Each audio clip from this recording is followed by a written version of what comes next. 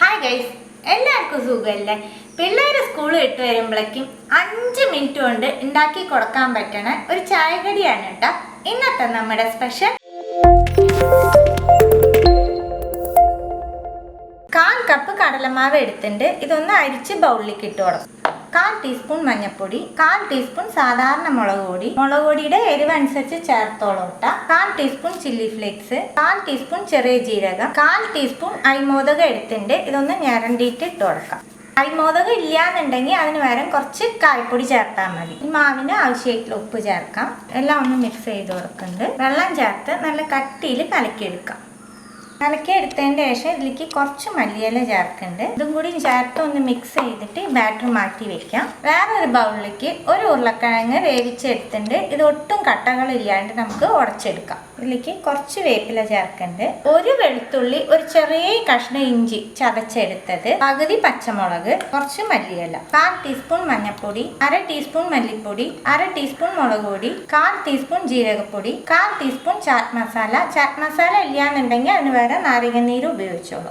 മിക്സിന് ആവശ്യമായിട്ടുള്ള ഉപ്പ്. കടലമാവിൽ നമ്മൾ ഉപ്പിട്ടാണ് മിക്സ് ചെയ്തേക്കണേ. അപ്പൊ എല്ലാത്തിലും ഉപ്പിടുമ്പോൾ അതനുസരിച്ച് ശ്രദ്ധിച്ചോളൂ കേട്ടോ. ഇതെല്ലാം നമുക്ക് ഒന്നും കൂടി മിക്സ് ചെയ്ത് കൊടുക്കാം. പൊടികളെല്ലാം ചേർത്ത് നല്ലോണം മിക്സ് ചെയ്തു. ഇത് മാറ്റി വെക്കുന്നുണ്ട്. 4 വീറ്റ് ബ്രെഡ് എടുത്തിട്ടുണ്ട്. ഇതിന്റെ വക്കൊക്കെ ഒന്ന് മുറിച്ച് കളയാം. വീറ്റ് ബ്രെഡ് വേണം, നിർബന്ധമില്ല കേട്ടോ. ഏത് ബ്രെഡ് ആയാലും കുഴപ്പമില്ല.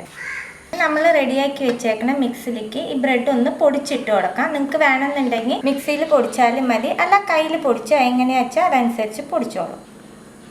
ഇതിലേക്ക് 2 ടേബിൾ സ്പൂൺ ടൊമാറ്റോ സോസ് ചേർക്കുന്നുണ്ട്. ഇനി ഉരുളക്കിഴങ്ങിൻ്റെ കൂടെ ബ്രെഡ് നല്ലോണം മിക്സ് ചെയ്ത് കൊടുക്കണം. എല്ലാം നല്ലോണം മിക്സ് ചെയ്ത് കൊടുത്തതിന് ശേഷം ഇതിന് നമുക്ക് 2 പോർഷൻ ആക്കുന്നുണ്ട്. ഇനി നമുക്ക് ഏത് ഷേപ്പ് വേണോ ആ ഷേപ്പിലാക്കാം. ഞാൻ സിലിണ്ടർ ഷേപ്പാണ് റെഡിയാക്കി എടുക്കാൻ പോണത്. രണ്ടും നമ്മൾ ഷേപ്പാക്കി എടുത്തുട്ടാ. നമ്മൾ റെഡിയാക്കി വെച്ചേക്കണ കടലമാവിലേക്ക് കുറച്ച് സവോള നീളനെ മുറിച്ച് ചേർക്കുന്നുണ്ട്.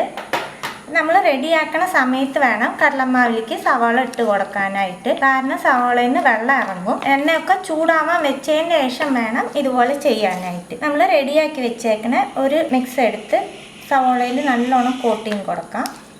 എണ്ണ ലൈറ്റായിട്ട് ചൂടായാൽ മതിയില്ല. ഇതിൻ്റെ മുകളിലേക്ക് നമുക്ക് കുറേശ്ശെ എണ്ണ ഒഴിച്ചു കൊടുക്കാം. നമുക്ക് മറിച്ചിടാം.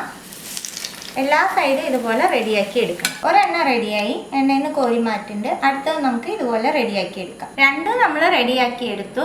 ഒരു ഉരുളക്കിഴങ്ങും 4 ബ്രെഡും ഉണ്ടെങ്കിൽ പിള്ളേർ സ്കൂളിൽ വിട്ട് വരുമ്പോഴേക്കും അടിപൊളി ഒരു സ്നാക്സ് നമുക്ക് റെഡിയാക്കി കൊടുക്കാൻ പറ്റും. പെട്ടെന്ന് റെഡിയാവുകയും ചെയ്യൂട്ടാ.